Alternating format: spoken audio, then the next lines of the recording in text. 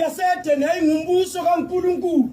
ngoba kwakungangeni okubi phakathi kwensimu yasede ikoma uAdam esewonile ensimini yasede uyakhithwa ensimini uyabekwa ngaphandle ngoba kuhlali ababi embusweni kaJehova la kuzabazalwana akuhlali abangalunganga embusweni kaJehova uma eselahlelwa ngaphandle yikho lapho okwalinda ukuthi uma umuntu esezelwe ngokomuntu ngokwesifazana la ngokwentando yendoda abuyiselwe ensimini ngokuchithwa kwegazi ukuthi abazalwane ukuze uThixo bazalwane abuyisane lo muntu ngoba umuntu mayesewonile uNkulunkulu wayisusa intando yakhe anti bazalwane emuntwini wasesithi wena usaziphilela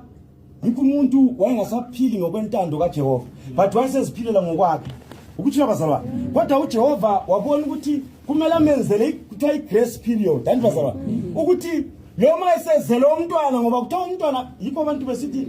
umntwana ongelacala anti bazalwane phela akuphonga ukukhulunywa ngecala kuyenzakala ngecala kodwa ke sizathu kuthiwa umntwana ongelacala ukuthi kakawoni kodwa wonelwe ngabazali imbese ngifunda incwadi ethi olalela lokulalela izwi likaJehova yakubuswa enzalweni yakhe zayiqa lokho kunye bazalwane uyakubuswa enzalweni yakhe kukhona abanye abantu abadinga ukuthi kuze sithi no mina ngifuna uSimiyoni ongathi uhlakaniphile ngifuna umntwana uyakhule institute uSimiyoni kangeni ndaba wena abantwana ukuba babusiswe abafundi belaba ihluphelani Nkosi alright ngikhuluma ngendaba yombuso lezulu ezulwini kungani lapho kuloNkulunkulu khona yikho sithe baba uthi ngapha ezulwini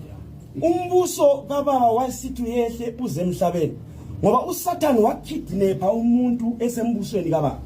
ephila ngentando kaJehova ukuthi abazalwane alright asenzeni so bonke abase South Africa bangaphansi kombuso weANC leDA noma ungafuni noma uyafuna kodwa usembusweni ngoba wena ungayeka umthetho weANC uyahlala ejele namhlanje ukuthi abazalwane lo ungathi mina la passport ngingubhinya kangaziwa bathi uma uphila uma kungaqhamuka iveni uyathatha amabhathabhathu baleke ngoba uyakwazi ukuthi uphambanise umbuso weANC ukuthi abazalwane yikho umbuso kaNkulunkulu ngowabalungileyo kuphela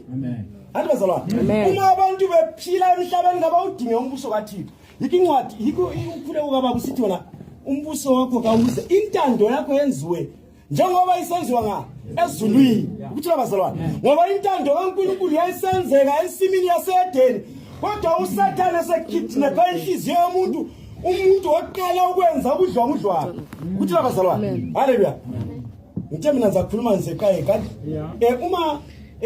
incwadi yana ka28 uDeuteronomy ethi lalela uNkulunkulu ukuze inzalo yakhe ibusiswe uma uAdamu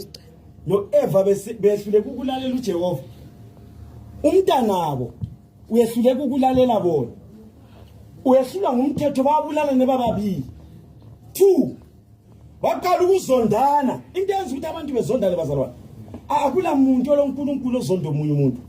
but umuntu angaqala ukuba loSathane yikwaqala khona ukuba lenzondo ukuthi abazalwane amen haleluya ngithe mina ngikhuluma mina ngithe kulento eso uthasike inhliziyo yonke sibe ngqondoyi phela abazalwane ukuzubona ukuthi umuntu awukho ngqondoyi la ngingathi ngisakhuluma ngisaxoxela indaba ngizosithi mana ngiyaqolisa ukungena emlonyeni ngithi lami ngikuxoxe umuntu lo kalalelanga into ekhuluma yakuzwa bazalwane yikho la sechurch kunje so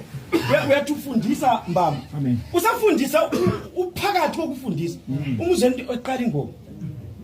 awukho ngqondo yenye lapha ngoba siyakhuluma kumele uzwe hayi bazalwane ubusususa ingoma sekufanele isizathu bazalwane ukuthi asikho ngqondo yinye bathi sihlala indawonye ukuthi abazalwane kube sekusiba lesitsho esithanda ukusikhuluma sithi sina no ngilapha but ingqondo yama iko la